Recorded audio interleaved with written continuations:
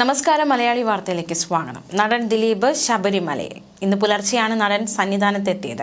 രാവിലെ PRO ഓഫീസിലെത്തിയ ശേഷം അവിടെ നിന്ന് തന്ത്രിയുടെ ഓഫീസിലേക്ക് പോയി എന്തായാലും ശബരിമല ദർശിച്ചിരിക്കുകയാണ് നടൻ ദിലീപ്. നടിയെ ആക്രമിച്ച കേസിൽ കോടതി ദിലീപിനെ കുറ്റവിമുക്തനാക്കി. ഇതിന് പിന്നാലെയാണ് താരം ശബരിമലയിൽ എത്തിയത്. 18ാം പടി ചവിട്ടാതെ സ്റ്റാഫ് ഗേറ്റ് വഴി ദർശനത്തിനായി സന്നിധാനത്തേക്ക് പോവുകയായിരുന്നു. അതേസമയം ദിലീപ് നായകനായി എത്തുന്ന ഏറ്റവും പുതിയ സിനിമ ഡിസംബർ 18 റിലീസ് ചെയ്യും. വലിയ ബജറ്റിൽ നിർമ്മിച്ചിരിക്കുന്ന ചിത്രത്തിൽ മോഹൻലാൽ അതിഥി വേഷത്തിൽ എത്തുന്നുണ്ട്.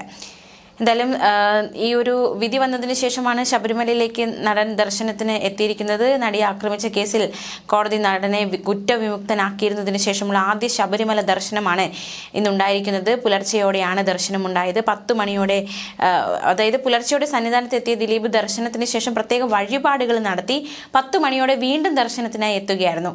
കഴിഞ്ഞ തീർത്ഥാടന കാലത്ത് ദിലീപ് ശബരിമലയിൽ ദർശനത്തിന് എത്തിയത് വലിയ വിവാദമായിരുന്നു. ഭക്തർക്ക് ബുദ്ധിമുട്ടുണ്ടാക്കുന്ന രീതിയിൽ ദർശനം നടത്തിയതിൽ ഹൈക്കോടതി ഇടപെടൽ വരെ ഉണ്ടായി. ഇതിനുശേഷം ശബരിമലയിൽ സെലിബ്രിറ്റികൾക്കുള്ള പോലീസ് സുരക്ഷയിൽ അയവ് വരുത്തി. ഇന്ന് ദർശനത്തിനെത്തിയ ദിലീപിന് 2 പോലീസ് ഉദ്യോഗസ്ഥർ മാത്രമാണ് സുരക്ഷ ഒരുക്കിയത്. ദർശനം പൂർത്തിയാക്കി ഉച്ചയോടെ ദിലീപ് മടങ്ങിയേക്കുമെന്നാണ് വിവരം. കഴിഞ്ഞ പ്രാവശ്യം ശബരിമലയിൽ ദിലീപ് എത്തിയപ്പോൾ 10 മിനിറ്റോളം ശ്രീകോവിലിന് മുന്നിൽ ചിലവഴിച്ചിരുന്നു. ഇതാണ് വിവാദത്തിലേക്ക് നയിക്കപ്പെട്ടത്. സുരക്ഷാ ക്രമീകരണമൊക്കെ മറ്റുള്ളവർക്ക് വലിയ രീതിയിൽ ബുദ്ധിമുട്ടുണ്ടാക്കി. അന്ന് ഹൈക്കോടതിയുടെ ഭാഗത്തു നിന്നുൾപ്പെടെ രൂക്ഷമായ വിമർശനമാണ് ഉയർന്നത്. എന്നാൽ ഇത്തവണ ദേവസ്വം ബോർഡ് ഉദ്യോഗസ്ഥരടക്കമുള്ളവരില്ല. ദിലീപിന്റെ പരിചയക്കാരായിട്ടുള്ളവരാണ് കൂടെ ഉണ്ടായിരുന്നത്. പോലീസ് സുരക്ഷയും ഏർപ്പെടുത്തിയിരുന്നില്ല. ഇത്തവണ ഇരുമുടി കെട്ടില്ലാതെയാണ് 18ാം പടി ചവിട്ട ജീവനക്കാരുടെ ഗേറ്റ് വഴി ശബരിമല സന്നിധാനത്തെ സോപാനത്തിലേക്ക് നടൻ എത്തിയത്. അതേസമയം കഴിഞ്ഞ ദിവസം അതിജീവിത ഈ കോടതി വിധിയിൽ പ്രതികരിച്ചിരുന്നു. ഇൻസ്റ്റഗ്രാം പോസ്റ്റ് ഇട്ടിരുന്നു. നിർണായകമായ പല കാര്യങ്ങളും ഇൻസ്റ്റഗ്രാം പോസ്റ്റിലൂടെ നടി പറയുകയുണ്ടായി. അതിന് പിന്നാലെ നടി മഞ്ജു വാര്യരും അതിജീവിതയ്ക്ക് പിന്തുണ അറിയിച്ച് തനിക്ക് പറയാനുള്ള കാര്യങ്ങളൊക്കെ തൻ്റെ സാമൂഹ്യ മാധ്യമത്തിലൂടെ മഞ്ജു വാര്യരും പ്രതികരിച്ചിരുന്നു. എന്തായാലും മഞ്ജു വാര്യർ എന്താണ് പ്രതികരിച്ചതെന്ന് നമുക്ക് നോക്കാം. അതിനുശേഷം അതിജീവിതയുടെ പ്രതികരണത്തിലേക്ക് നമുക്ക് വരാം. മഞ്ജു വാര്യരുടെ കുറിപ്പ് ഇപ്രകാരമാണ്: ബഹുമാനപ്പെട്ട കോടതിയോട് ആദരവുണ്ട്. പക്ഷേ ഇക്കാര്യത്തിൽ നീതി പൂർണ്ണമായി നടപ്പായി എന്ന് പറയാനാവില്ല. കാരണം കുറ്റം ചെയ്തവർ മാത്രമേ ഇപ്പോൾ ശിക്ഷിക്കപ്പെട്ടിട്ടുള്ളൂ. ഇത് ആസൂത്രണം ചെയ്തവർ അതാരായാലും അവർ പുറത്ത് പകൽ വെളിച്ചത്തിലുണ്ട് എന്നത് ഭയപ്പെടുത്തുന്ന ഒരു യാഥാർത്ഥ്യമാണ്. അവർ കൂടി ശിക്ഷിക്കപ്പെട്ടാലേ അതിജീവിതയ്ക്കുള്ള നീതി പൂർണ്ണമാവുകയുള്ളൂ. പോലീസിലും നിയമ സംവിധാനത്തിലും ഞാൻ ഉൾപ്പെടെയുള്ള സമൂഹത്തിനുള്ള വിശ്വാസം ദൃഢമാകാൻ അതുകൂടി കണ്ടെത്തിയേ തീരൂ. അത് ഇവൾക്ക് വേണ്ടി മാത്രമല്ല, ഈ നാട്ടിലെ ഓരോ പെൺകുട്ടിക്കും, ഓരോ സ്ത്രീക്കും, ഓരോ മനുഷ്യർക്കും കൂടി വേണ്ടിയാണ്. അവർക്ക് തൊഴിലിടങ്ങളിലും തെരുവിലും ജീവിതത്തിലും സധൈര്യം തല ഉയർത്തിപ്പിടിച്ച് ഭയപ്പെടില്ലാതെ നടക്കാൻ കഴിയുന്ന സാഹചര്യം ഉണ്ടായേ തീരൂ. അന്നും ഇന്നും എന്നും അവൾക്കൊപ്പം മഞ്ജു വാര്യർ. ഇങ്ങനെയാണ് മഞ്ജു വാര്യർ പോസ്റ്റ് പങ്കുവച്ചത്. എന്തായാലും ഈ ഗൂഢാലോചന നടത്തിയത് ആര്? ഇപ്പോൾ ഈ പീഡനം നടത്തിയ പൾസർ സുനി അടക്കമുള്ളവർ 6 വരെയുള്ള പ്രതികൾ ശിക്ഷിക്കപ്പെട്ടു. പക്ഷെ ഇവർക്ക് പിന്നിലുള്ള വ്യക്തി എവിടെ? ആ ആൾ ആരാണ്?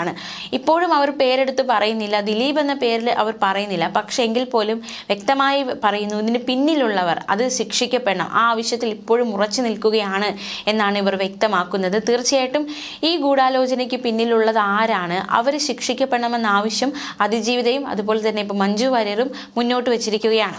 അതേസമയം കഴിഞ്ഞ ദിവസം അതിജീവിത പ്രതികരിച്ചത് നടി ആക്രമിച്ച കേസിലെ വിധിയിൽ തനിക്ക് അത്ഭുതമില്ല എന്നായിരുന്നു അതിജീവിതയുടെ പ്രതികരണം. സമൂഹ മാധ്യമങ്ങളിലൂടെയായിരുന്നു വിധിക്ക് ശേഷമുള്ള ആദ്യ പ്രതികരണം. 2020 അവസാനം തന്നെ ചില അന്യായമായ നീക്കങ്ങൾ തനിക്ക് ബോധ്യപ്പെട്ടിരുന്നുവെന്നും കുറ്റാരോപിതരിൽ ഒരാളുടെ കാര്യത്തിലേക്ക് അടുക്കുമ്പോൾ മാത്രം കേസ് അതുവരെ കൈകാര്യം ചെയ്തുവെന്ന രീതിയിൽ നിന്ന് മാറ്റം സംഭവിക്കുന്നുവെന്നത് പ്രോസിക്യൂഷൻ തിരിച്ചറിഞ്ഞിരുന്നുവെന്നും അതിജീവിത വിശദീകരിച്ചു. വിചാരണ കോടതിയിൽ തീർത്തും വിശ്വാസമില്ലെന്ന് കാണിച്ച് പലതവണ ബഹുമാനപ്പെട്ട ഹൈക്കോടതിയും ബഹുമാനപ്പെട്ട സുപ്രീം കോടതിയെ സമീപിച്ചിരുന്നു. എന്നാൽ പ്രസ്തുത ജഡ്ജിൽ നിന്ന് ഈ കേസ് മാറ്റണമെന്നുള്ള തന്റെ എല്ലാ ഹർജികളും നിഷേധിക്കപ്പെടുകയായിരുന്നു. കേസ് കെട്ടിച്ചമച്ച കഥയെന്ന് പരിഹസിച്ചവർക്കായി 6 പേരെ ശിക്ഷിച്ച കോടതി വിധി സമർപ്പിക്കുന്നതായും അതിജീവിത വ്യക്തമാക്കി. കുറിപ്പിന്റെ പൂർണ്ണരൂപം ഇങ്ങനെ: 8 വർഷം 9 മാസം 23 ദിവസങ്ങൾ. ഏറ്റവും വേദനാജനകമായ ഈ യാത്രയുടെ അവസാനം എന്നോണം വെളിച്ചത്തിന്റെ നേരിയ ഒരു കണിക താൻ കാണുന്നു. പ്രതികളിൽ 6 പേർ ശിക്ഷിക്കപ്പെട്ടിരിക്കുന്നു. തന്റെ വേദനകളെ നുണയെന്നും ഈ കേസ് കെട്ടിച്ചമച്ച കഥയെന്നും പരിഹസിച്ചവർക്കായി താൻ ഈ വിധി സമർപ്പിക്കുന്നു. നിങ്ങൾക്ക് ഇപ്പോൾ അല്പം ആശ്വാസം കിട്ടുന്നുണ്ടാകുമെന്ന് ഞാൻ കരുതുന്നു. അതുപോലെ 1-ാം പ്രതി എന്റെ പേഴ്സണൽ ഡ്രൈവർ ആയിരുന്നു എന്ന് ഇപ്പോഴും പറയുന്നു. പറയുന്നവരോട്. അത് ശുദ്ധമായ നുണയാണ്. അയാൾ എൻ്റെ ഡ്രൈവറോ എൻ്റെ ജീവനക്കാരനോ എനിക്ക് ഏതെങ്കിലും രീതിയിൽ പരിചയമുള്ള വ്യക്തിയോ അല്ല. 2016 ഞാൻ വർക്ക് ചെയ്ത ഒരു സിനിമയ്ക്ക് വേണ്ടി പ്രൊഡക്ഷനിൽ നിന്ന് നിയോഗിക്കപ്പെട്ട ഒരാൾ മാത്രമാണ്. ഈ ക്രൈം നടക്കുന്നതിന് മുൻപ് 1-2 തവണ മാത്രമാണ് താൻ അയാളെ കണ്ടിട്ടുള്ളത്. അതുകൊണ്ട് ദയവായി നിങ്ങൾ നിങ്ങളുടെ അഭിരുചിക്കനുസരിച്ച് കഥകൾ പറയുന്നത് നിർത്തുമെന്ന് കരുതുന്നു. ഈ വിധി പലരെയും ഒരുപക്ഷെ നിരാശപ്പെടുത്തിയിരിക്കാം. എന്നാൽ എനിക്കിതിൽ അത്ഭുതമില്ല. 2020 അവസാനം തന്നെ ചില അന്യായമായ നീക്കങ്ങൾ എനിക്ക് ബോധ്യപ്പെട്ടിരുന്നു. കുറ്റാരോപിതരിൽ ഒരാളുടെ കാര്യത്തിലേക്ക് അടുക്കുമ്പോൾ മാത്രം കേസ് അതുവരെ കൈകാര്യം ചെയ്തു വന്ന രീതിയിൽ നിന്നും മാറ്റം സംഭവിക്കുന്നു എന്നത് പ്രോസിക്യൂഷന് മനസ്സിലായിരുന്നു. കഴിഞ്ഞ കുറച്ച് വർഷങ്ങളായി തനിക്ക് ഈ കോടതിയിൽ തീർത്തും വിശ്വാസമില്ലെന്ന് പറഞ്ഞുകൊണ്ട് ഞാൻ പലതവണ ബഹുമാനപ്പെട്ട ഹൈക്കോടതി, ബഹുമാനപ്പെട്ട സുപ്രീം കോടതിയെ സമീപിച്ചിരുന്നു. ഈ പ്രസ്തുത ജഡ്ജിൽ നിന്ന് ഈ കേസ് മാറ്റണമെന്നുള്ള എൻ്റെ എല്ലാ ഹർജികളും പക്ഷെ നിഷേധിക്കുകയായിരുന്നു. അതിൻ്റെ വിശദാംശങ്ങൾ ഇതിൻ്റെ അവസാനം ചേർക്കുന്നുണ്ട്. നിരന്തരമായ വേദനകൾക്കും കണ്ണീരിനും കടുത്ത മാനസിക സംഘർഷങ്ങൾക്കും ഒടുവിൽ താനിപ്പോൾ തിരിച്ചറിയുന്നു, നിയമത്തിൻ്റെ മുൻപിൽ ഈ രാജ്യത്തെ എല്ലാ പൗരന്മാരും തുല്യരല്ല എന്ന തിരിച്ചറിവ് നൽകിയതിന് നന്ദി. ഉയർന്ന നീതിബോധമുള്ള ന്യായാധിപന്മാർ ഉണ്ടാകുമെന്ന് തന്നെയാണ് ഇപ്പോഴും വിശ്വസിക്കുന്നത്. ഈ യാത്രയിൽ അത്രയും കൂടെ നിന്ന മനുഷ്യത്വമുള്ള സകല മനുഷ്യരെ ഞാൻ നന്ദിയോടെ ചേർത്ത് പിടിക്കുന്നു.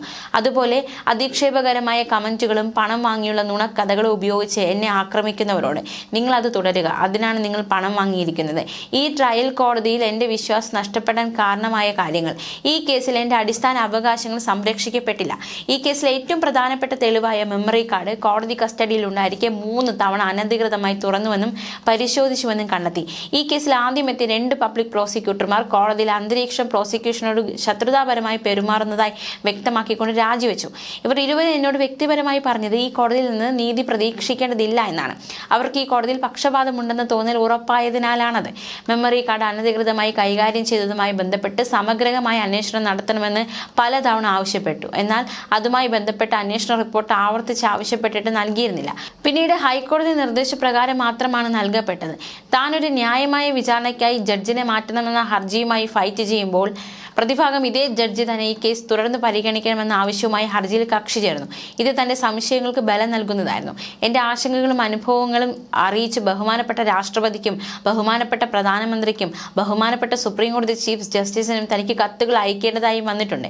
ഈ കേസിന്റെ നടപടികൾ ഓപ്പൺ കോടതിയിൽ പൊതുജനങ്ങളും മാധ്യമങ്ങളും നേരിട്ട് കാണാൻ കഴിയുന്ന രീതിയിൽ നടത്തണമെന്ന് ഈ കോടതിയോട് ആവശ്യപ്പെട്ടു. എന്നാൽ ആ അപേക്ഷയും തീർത്ത് നിഷേധിക്കപ്പെടുകയായിരുന്നു എന്നതടക്കമുള്ള കുറ്റപ്പെടുത്തലുകളാണ് അതിജീവിതം നടത്തിയിരിക്കുന്നത്. തീർച്ചയായിട്ടും പോരാട്ടം തുടരുമെന്ന് തന്നെ അതിജീവിതം വ്യക്തമാക്കുകയാണ്. ന്യൂസ് ഡെസ്ക് മലയാളി വാർത്ത.